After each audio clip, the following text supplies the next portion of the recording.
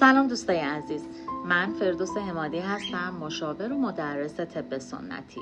سالهاست که تو زمینه درمانهای طبیعی و سبک زندگی سالم تحقیق و تجربه دارم و همیشه دنبال راههای ساده و کاربردی برای بهبود سلامتی بودم. اینجا قراره کلی درباره روش‌های طبیعی برای تقویت بدن، افزایش انرژی و درمان بیماری‌ها با طب سنتی یاد بگیریم. علاوه بر این، من کلاس‌های آموزشی تخصصی تو شاخه‌های مختلف طب سنتی برگزار می‌کنم تا بتونید این دانش ارزشمند رو به صورت اصولی یاد بگیرید و توی زندگیتون ازش استفاده بکنید. اگه به سلامتیت اهمیت میدی و دوست داری با روش‌های طبیعی از بدنت مراقبت کنی، من اینجام که کمکت کنم. پس حتما همراه من باش و اگه سوالی داشتی توی کامنت ها برام بنویس.